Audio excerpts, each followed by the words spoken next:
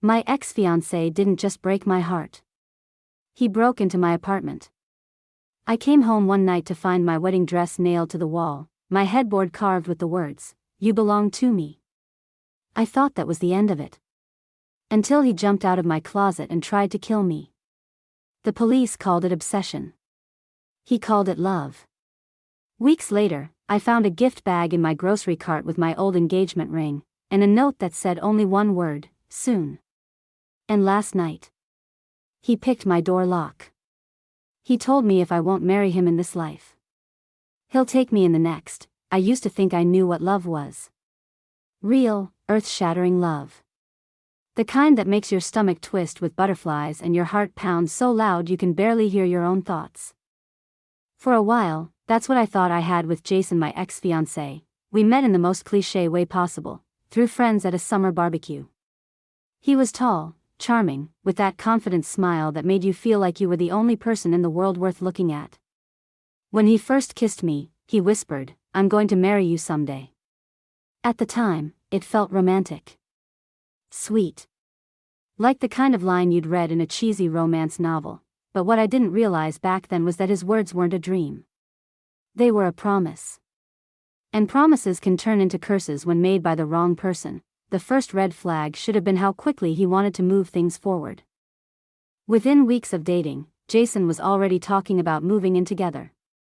Within months, he was pressuring me about wedding venues. My friends said it was romantic, that I was lucky to have a man so devoted. But devotion. Devotion has an ugly side. Jason hated when I went out with friends. If I so much as posted a picture online without him in it, he'd sulk for days. He would accidentally show up at my work just to check in. And if I didn't answer my phone right away, the calls would keep coming, sometimes 20, 30 times in a row until I finally picked up. It was exhausting. And scary. I should have left earlier. God, I know that now.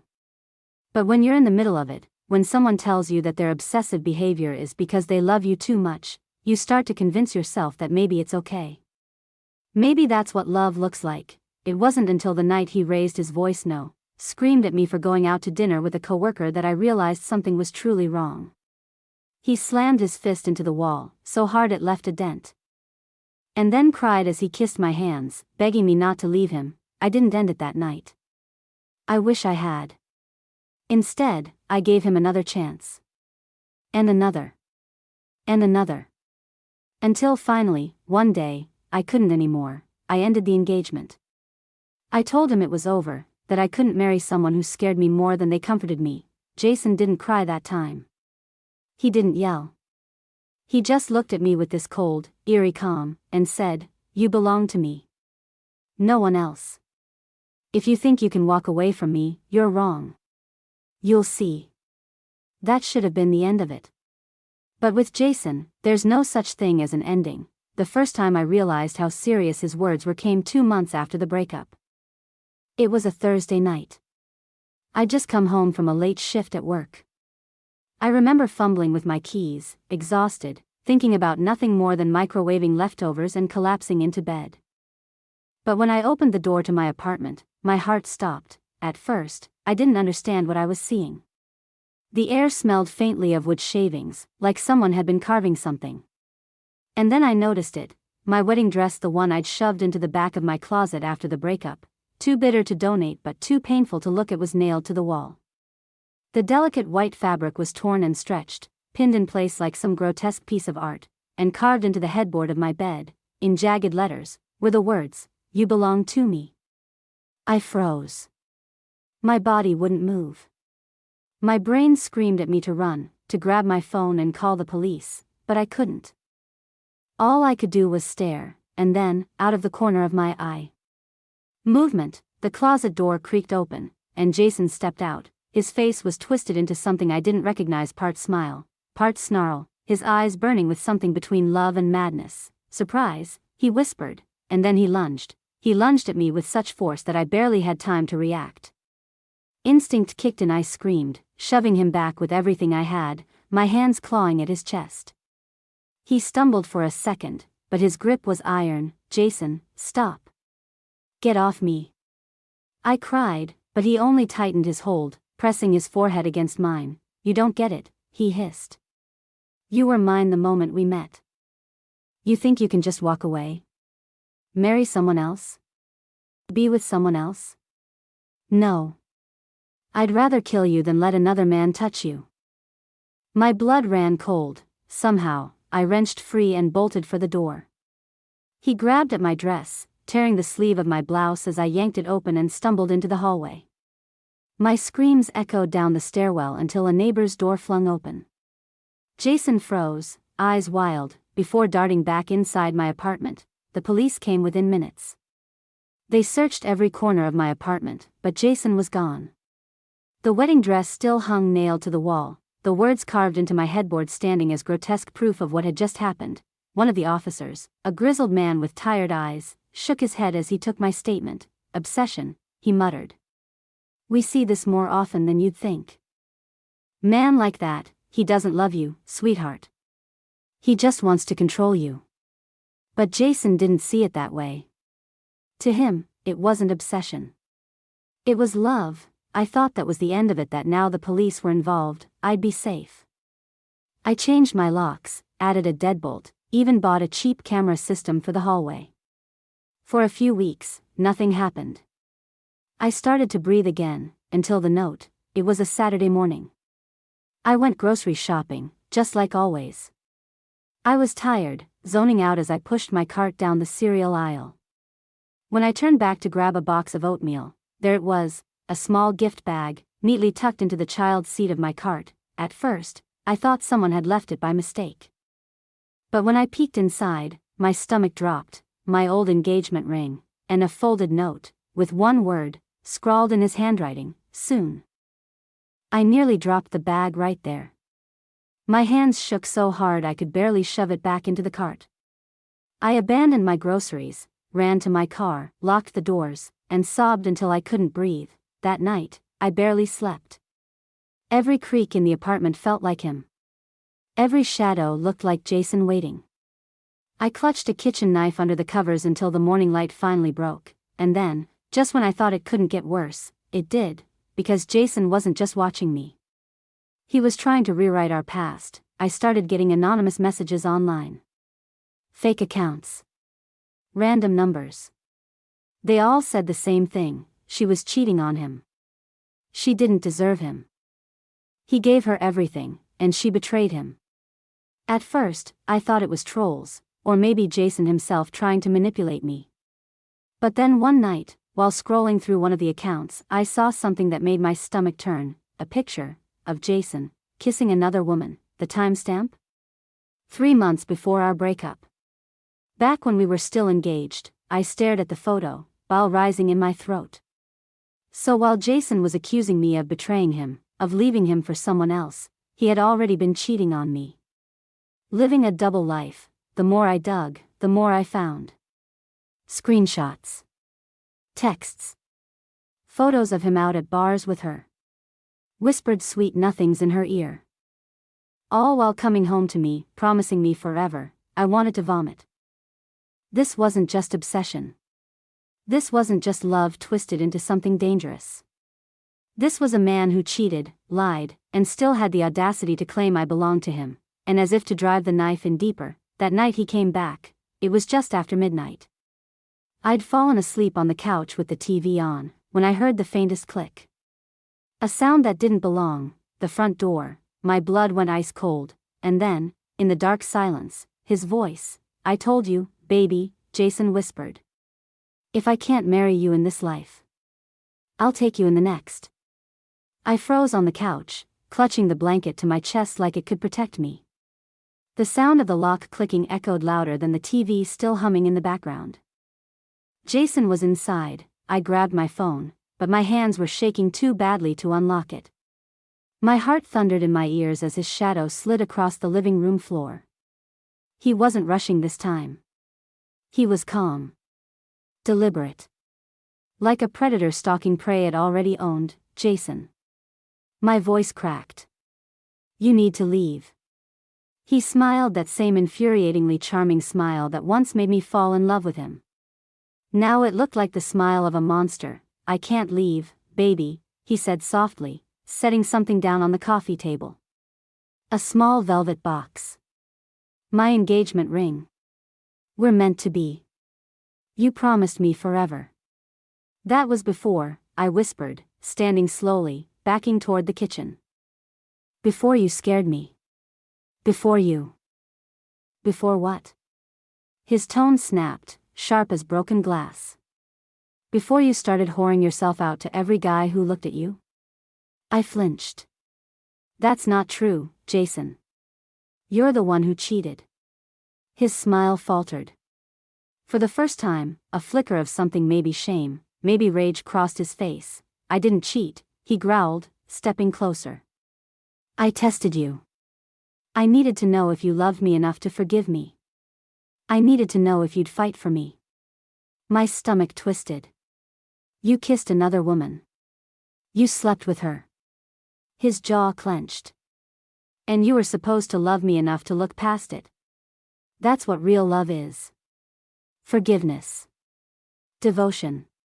But instead, you left me. I shook my head. Inching toward the kitchen drawer where I kept the knives. That's not love, Jason. That's manipulation. That's abuse. His eyes darkened. He stepped closer, closing the gap between us. No. That's marriage. That's forever. You think anyone else will love you like I do? You think anyone else will risk everything to keep you? I reached the drawer. My fingers curled around the handle of the largest knife I owned. Jason's gaze dropped to my hand, then back to my face. For a moment, silence stretched between us. His breathing heavy, mine ragged, then he laughed. Soft. Low. Terrifying. You won't use it, he whispered.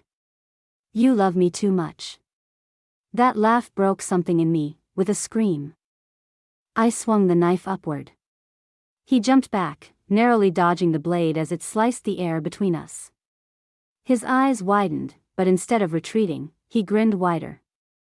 There she is, he said, almost gleeful. There's my fighter. God, you're beautiful when you're scared. The front door burst open. 2 police officers rushed in, guns drawn, shouting for Jason to freeze. My neighbor must have called them when she heard the yelling. Jason's face twisted, torn between rage and something else, calculation. He raised his hands slowly, eyes locked on me. You'll come back to me, he said calmly, even as they handcuffed him. You'll realize no one else can love you the way I do. And if you don't, I'll come find you. In this life. Or the next. They dragged him out. His voice echoed down the hall until the door slammed shut. I collapsed onto the floor. Sobbing. Relief. Terror. Exhaustion. All tangled into one, but deep down, I knew it wasn't over, because Jason didn't make threats he couldn't keep, and the worst part? He wasn't just obsessed with me. He was obsessed with the idea of me. The perfect fiancé who forgave him, who worshipped him, who accepted his cheating and called it love. I wasn't that woman anymore, and that meant he would never stop coming. I thought his arrest meant freedom. I thought I could finally breathe.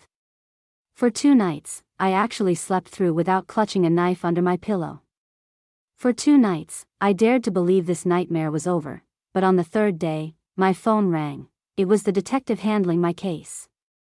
His tone was clipped, formal. Miss Harper. Jason was released. My blood went cold. Released? What do you mean released? He broke into my home. He threatened me. I understand, the detective said, sighing like he'd had this conversation 100 times. But he posted bail. Until the trial, he's technically a free man. We can issue a restraining order, but... He hesitated. You know as well as I do that a piece of paper won't stop a man like him. I hung up before I burst into tears. My hands were trembling as I locked every window in my apartment for the 3rd time that day. He was out, and he wouldn't stop. The first sign came 2 nights later. A knock on my door. When I peered through the peephole, no one was there. Just a single red rose left on the floor. The petals bruised and dark, like it had been crushed before being set down. The second sign was worse: voicemails. My phone lit up at 2 a.m., the sound of his voice slithering through the speaker when I dared to listen. Baby, I forgive you. For leaving me. For doubting me. I forgive you. Because love forgives everything. Even betrayal. I deleted them. Blocked the numbers. But he always found new ones. The third sign nearly broke me. I was at work trying desperately to focus on spreadsheets instead of my unraveling life when a coworker leaned over and whispered, "Hey, your boyfriend dropped this off for you." I froze. What? She pointed to a small box on my desk. Tied with ribbon. No card. My stomach lurched as I opened it. Inside was a photograph. Me, sleeping in my bed. I almost screamed right there in the office. My hands shook so violently the photo slipped to the floor. I hadn't even realized I was crying until my coworker's alarmed face swam into view. "Are you okay? Do you need me to call someone?" I couldn't answer. Because in that moment, all I could think about was when he had taken it. Last night? The night before? How long had he been inside while I slept, breathing in the dark just feet away from me? That night, I got drunk. Not because I wanted to, but because I didn't know what else to do. Wine dulled the fear for a few hours. Made me forget that my ex-fiancé was out there, circling my life like a shark, but drunkenness also brings weakness. And weakness brings mistakes. I answered the phone when he called. His voice was warm. Soft. Almost gentle. "There you are, baby. I missed your voice." I should have hung up. Instead, I whispered, "What do you want from me, Jason?" "To make things right."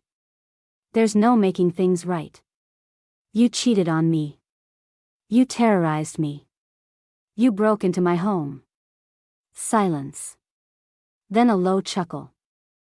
"You still don't get it, do you? That girl didn't mean anything. She was a test. I needed to know if you'd fight for me. And you failed. You're insane." "No. I'm in love. There's a difference." His voice dropped lower. "And she's gone now, anyway." I blinked. "What do you mean gone?" He didn't answer. Just breathed into the phone until I slammed it down, shaking. But the next day, I found out. Scrolling through Facebook, I saw a news headline shared by a mutual acquaintance. "Local woman missing. Last seen with boyfriend," and there she was, the other woman. The one Jason had cheated with. Her smiling photo stared back at me, framed by bold letters screaming "missing." My stomach dropped. Was it coincidence? Or was Jason right? Was she gone now? Because of him? The thought made bile rise in my throat. Suddenly, this wasn't just about me anymore. This was bigger. Darker. If Jason had hurt her, or worse, then my nightmare wasn't just obsession, it was murder, and I might be next. I couldn't get her face out of my head. The woman Jason cheated with, the one I'd cursed and hated when I first discovered her existence, was now missing.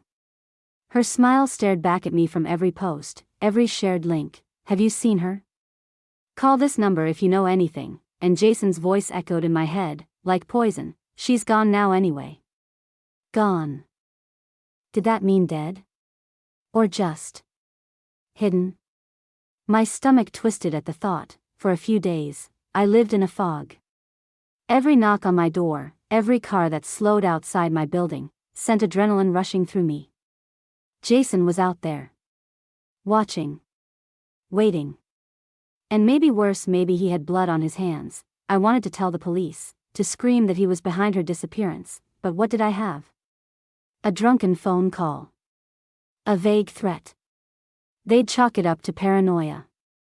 To heartbreak, so I did what I never thought I'd do. I reached out to her family. Her sister answered. A tired voice, raw from crying. I know this sounds strange," I stammered, "but I think I might know who your sister was seeing before she went missing." There was a pause. Then, cautiously, "Jason?"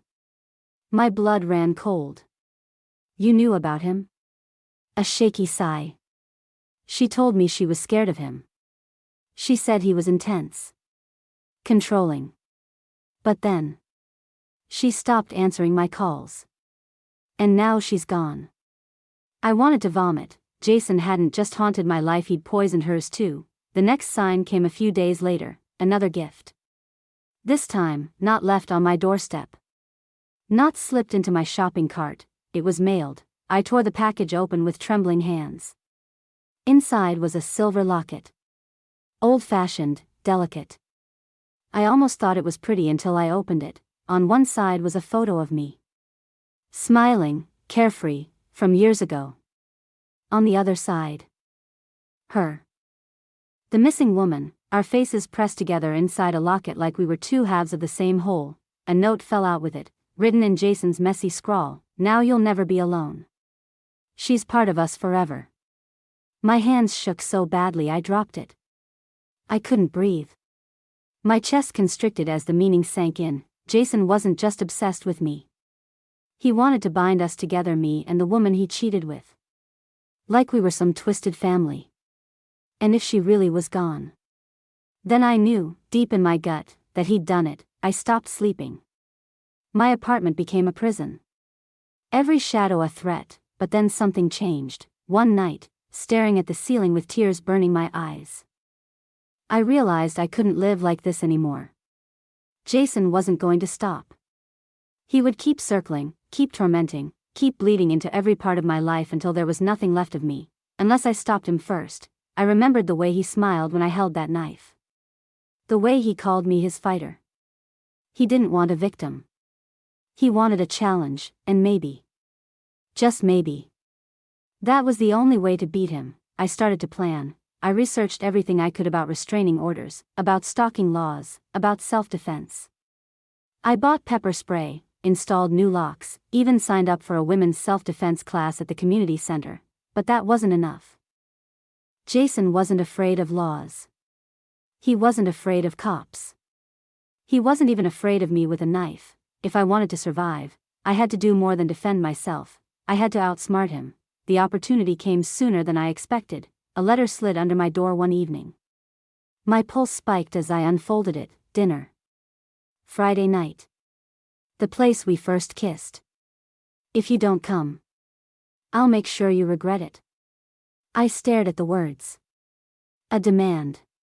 A threat, and a chance. Jason thought he was in control. That he was pulling the strings. But what if I turned it around? What if, for once, I wasn't the prey? I folded the letter with shaking hands, a strange new fire burning in my chest. Friday night. I would go, but not to surrender, to end this. Friday came too fast. The letter burned in my bag as I got dressed, every part of me screaming not to go. But I forced myself into jeans, a sweater, sneakers, clothes I could run in if I had to, and tucked in my pocket, a tiny black square, a voice recorder app, running on my phone. If Jason wanted to talk, I'd let him.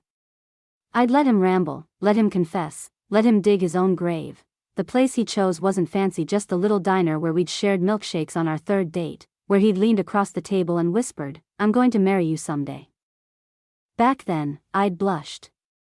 Tonight, I felt like I was walking into an execution chamber. Jason was already there, sitting in a booth by the window. He looked almost normal, clean shirt, hair combed back, that easy smile plastered on his face. To anyone else, he could have been just another guy waiting for his date, but I knew better. His eyes lit up when he saw me. There she is. My bride. I slid into the booth opposite him, forcing my face into a mask of neutrality. My phone recorded quietly from my pocket. "You shouldn't be here," I said flatly, "but you came." He grinned wider, leaning forward. "That means something. You could have ignored me, but you didn't. Because deep down, you know we belong together." I clenched my fists under the table. "Jason, you cheated on me. You lied. You terrified me." His smile twitched.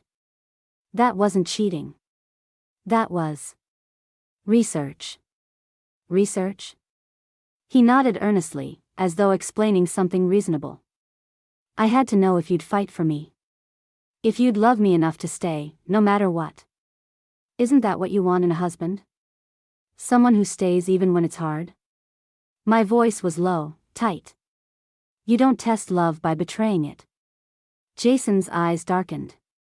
For a moment, his mask slipped, the charming smile cracked, revealing the rage simmering beneath. But then he smoothed it back over. You left me. That was your mistake. But I forgive you. And now. He slid something across the table.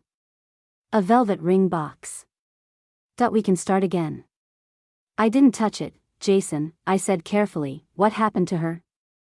He froze. Who? You know who. The woman you were seeing. For the first time, his smile vanished completely. He leaned back, eyes narrowing. She doesn't matter. My pulse spiked. She's missing. He tilted his head, studying me like I was a puzzle he couldn't quite solve. Then, slowly, his lips curled into that eerie half-smile again. She was in the way. You understand, don't you? Sometimes. People get in the way of true love. My stomach twisted.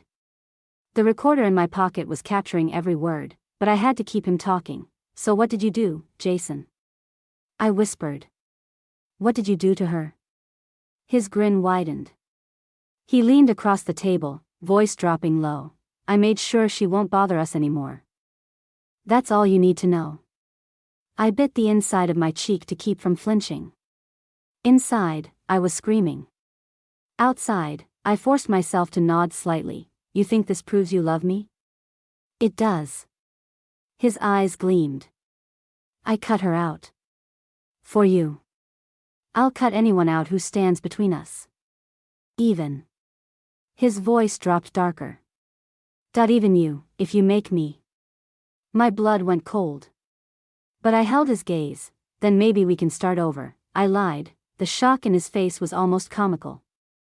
He blinked, then smiled, then laughed, an unhinged, delighted laugh that drew stares from nearby tables. I knew it, he whispered fiercely. I knew you'd come back. You were always mine. He reached across the table, trying to take my hand. I pulled back just as the waiter appeared, breaking the moment. Jason barely noticed. He was too busy grinning at me like a man reborn, but I wasn't smiling, because while Jason thought I was surrendering, I was planning his downfall. The next morning, I walked into the police station with my phone clutched in my sweaty hands. The recording app was still open, Jason's voice echoing in my head like a curse. She was in the way. I made sure she won't bother us anymore. I replayed it a dozen times on the drive over, convincing myself it was enough. It had to be enough. The detective, the same weary-eyed man who'd told me obsession wasn't love, sat across from me as I pressed play. We listened together in silence, Jason's smooth baritone filling the room. When it ended, the detective sighed, leaning back in his chair. It's something, he admitted. But it's not a confession. Not legally. My chest tightened. What do you mean it's not enough? He admitted he did something to her. He implied. The detective rubbed his temples. I believe you, Miss Harper. I do. But a defense attorney could argue he was speaking metaphorically. Without a body, without physical evidence, this doesn't hold in court. Tears burned my eyes. So what am I supposed to do? Wait until he kills me too? His expression softened, but his words were grim. Stay vigilant. Don't be alone if you can help it. And keep recording. The more we have, the better our chances when he slips again. When? Not if. I left the station more terrified than when I'd walked in. Jason was still out there. And worse, he still thought I was his. The first sign he suspected something was wrong came that night. Another letter under my door. No flowers, no gifts. Just a sheet of paper scrawled with jagged words. Did you tell them? I almost dropped it. My breath came in shallow gasps as I locked every bolt and chain on the door. 2 hours later, my phone buzzed. A photo. No caption. It was me taken through my own living room window. I closed the curtains with shaking hands, heart hammering so hard I thought I'd faint. He knew. Jason knew I'd gone to the police. the escalation came fast. I started hearing knocks on my walls at night. Scratches at the door. My car tires were slashed in the parking lot. My landlord complained about strangers loitering near the building, though we both knew exactly who it was, and the voicemails. God, the voicemails. I don't like liars, baby. You promised me forever. You think the cops can protect you? They can't even protect themselves. I could be inside right now, standing over you while you sleep. Would you even know? I stopped answering my phone altogether. Stopped sleeping. Stopped leaving my apartment except for work, but the worst was yet to come, because Jason didn't just want me afraid. He wanted me broken. It happened on a Wednesday. I came home from work, exhaustion weighing me down, and stopped dead in the doorway. My apartment was trashed, drawers overturned, clothes shredded. Every photo of me slashed down the middle. And on the wall, written in what looked like red paint but I prayed wasn't, the words, "You betrayed me." I staggered back into the hall, dialing 911 with shaking hands. But before I could press send, a sound froze me in place, breathing, from the bedroom, slow. Heavy. Deliberate. My phone slipped from my fingers as Jason's voice floated out of the dark. You shouldn't have told them. I froze in the doorway, every nerve in my body screaming at me to run. But my legs wouldn't move. That voice, low, calm, almost affectionate, drifted from the dark bedroom like smoke. You shouldn't have told them. I backed into the hall, fumbling for my phone on the floor. My shaking fingers pressed call, the screen lighting up with 911. But before I could say a word, Jason stepped into the doorway. He looked almost casual. Jeans, t-shirt, hair mussed like he'd been lounging around my home for hours. But the wild glint in his eyes betrayed the calm. Baby, he whispered, spreading his arms. Why are you afraid of me? I raised my voice, hoping the operator on the other end could hear. Get out, Jason. The police are on their way. He tilted his head, smiling faintly. You always call them. But do they ever help you? They let me out. They'll always let me out. Because you're mine. My heart pounded so loud I almost couldn't hear. You cheated on me. You hurt me. You ruined my life. His smile flickered, replaced by something harder. I made mistakes. But you're supposed to forgive me. That's what wives do. That's what you promised. I stumbled backward, phone still clutched to my ear. We're not married. I don't belong to you. He moved closer, each step slow, deliberate. Then why can't you leave me behind? Why do you still think about me every second? Why do you keep talking to the cops about me? You could have moved. Changed your number. But you didn't. You want me, even if you won't admit it. My blood ran cold. He wasn't just delusional, he believed this. I darted into the kitchen, snatching the same knife I'd held weeks ago. Jason stopped in the doorway, staring at it. There she is, he murmured. My fighter. God, you're beautiful when you're scared. I gripped the handle so tight my knuckles went white. If you come near me, I swear to God, he laughed softly. You won't use it. Because if you killed me, you'd never forgive yourself. You'd be alone. Forever. And you're too weak for that. Something in me snapped. I lunged forward, slashing the air between us. The blade didn't touch him. But it startled him enough to stumble back, and in that second blessed sirens wailed outside. Red and blue lights spilled through the window. Jason's face twisted in fury. You betrayed me again. He bolted for the fire escape, disappearing into the night just as officers stormed through the front door. I collapsed, knife clattering to the floor, the dispatcher still shouting on my phone. Jason was gone. Again, but this time, something inside me shifted, running, hiding, calling the police. None of it worked. Jason was right about one thing: paper, locks, laws. They couldn't stop him. But maybe I could, not by running, by ending it, for good. For the first time since Jason reappeared in my life, I stopped being afraid, not because I thought I was safe, I wasn't. If anything, I knew the danger was closer than ever. But fear had done nothing for me. Fear had left me trembling in closets, clutching knives, begging the police to save me, and fear was exactly what Jason wanted. If I was going to survive, I couldn't play the prey anymore. I had to hunt him. I started small. A new journal. A burner phone. A trip to the library where Jason couldn't track my searches. I studied restraining order loopholes, stalker psychology, ways women had fought back when the system failed them. One theme came up over and over again: control. Jason didn't just want me, he wanted to control me. My choices, my body, my future. Every gift, every note, every invasion of my space had one purpose: to remind me I wasn't free of him. So I made a decision: if control was what he craved, I'd give him the illusion of it. And when he reached for it, when he thought he'd finally won, that's when I'd rip it away. The plan was dangerous. Reckless. Maybe even suicidal. But it was the only way. I drafted a message, hands trembling as I typed on the burner phone: Jason, I can't do this anymore. I tried to fight it, but you're right.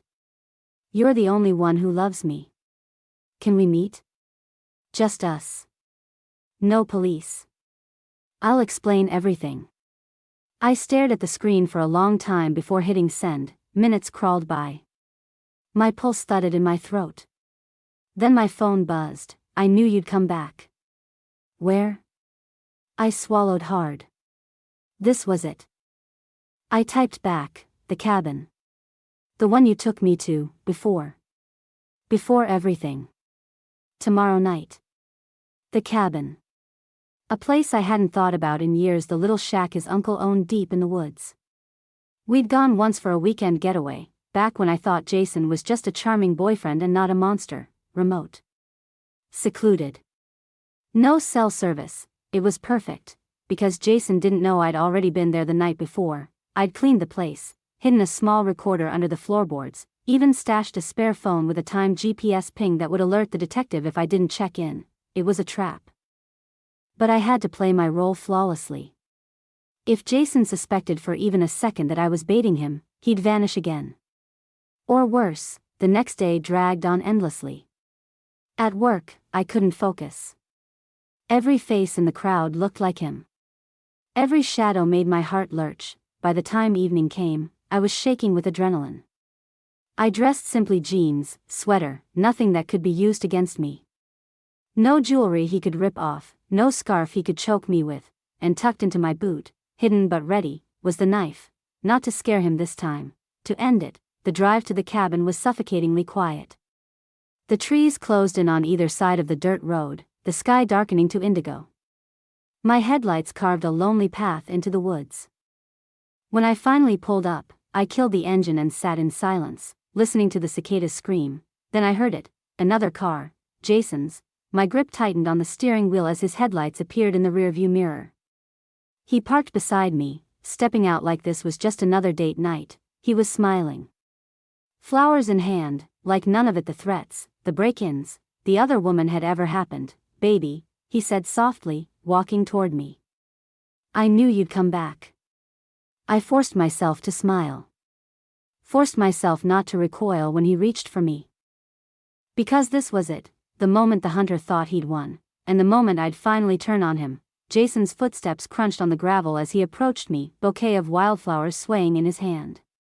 His smile was tender, almost boyish, the kind of smile that had fooled me years ago. But now, it was grotesque. I forced my lips into a trembling curve. Hi. Jason. He beamed. You said you finally understood. That you're ready to stop fighting me. I nodded, swallowing the bile in my throat. Yes. I'm ready. His eyes softened. God, I knew it. I knew you couldn't stay away. You're mine, baby. You always were. He stepped closer, close enough that I could smell the faint trace of cologne, the same one he wore when he proposed. My stomach churned. He brushed a strand of hair from my face, sighing with contentment. This is right. This is how it's supposed to be. I let him lead me toward the cabin. My pulse hammered, but my mask never slipped. I had to make him believe. inside, the cabin was dim, dust swirling in the air. Jason set the flowers on the old wooden table, then turned to me, eyes shining. "I forgive you," he whispered. "For running. For lying. For calling the cops. I know you were just scared. But that's over now. I'm going to take care of you. Forever." I let my voice shake, but not with fear, with false surrender. "Forever. Sounds nice." He exhaled, relieved, like he'd just won. "Say it again." My throat tightened. "Forever." Jason's smile widened into something feral. He pulled a small velvet box from his pocket and opened it. My old engagement ring gleamed inside. "Put it on," he said. Not asked. Commanded. I hesitated just long enough for the recorder beneath the floorboards to catch it. "Jason," I whispered, "I'll wear it. But I need to know. What happened to her? The other woman. The one who went missing." For the first time, his smile faltered, then, slowly, he shut the box. "She tried to come between us," he said flatly. "But don't worry. She can't anymore." My blood went cold. My worst fear confirmed, and the recorder was catching every word. Jason's hand closed around mine, pressing the ring into my palm. "Now, put it on." I stared at the band of gold, heart pounding. This was it. The moment of truth. Instead, I dropped it. The ring clattered to the floor, echoing through the cabin. Jason froze. His face twisted from confusion, to anger, to raw fury. "You lied to me."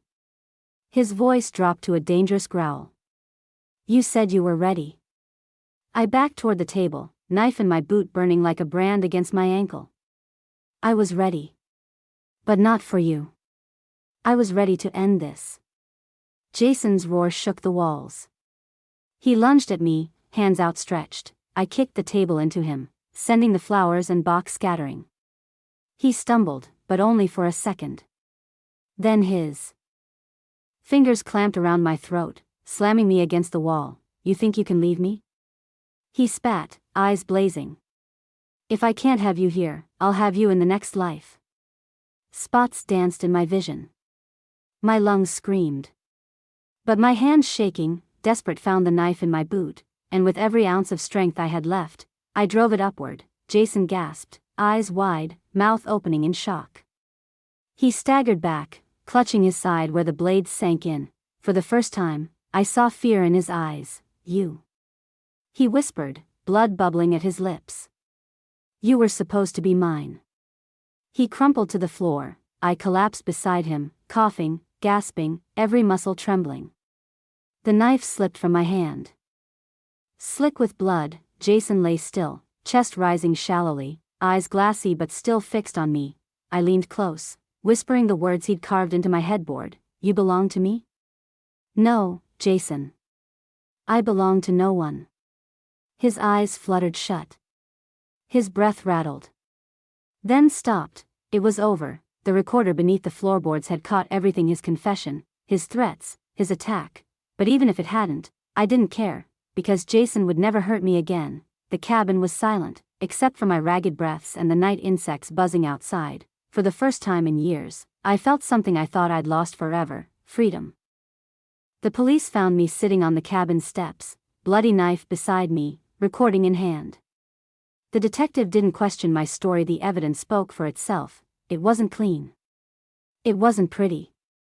But it was survival. Jason's obsession ended where it began, with the two of us, alone, in the dark, and I walked away, finally free.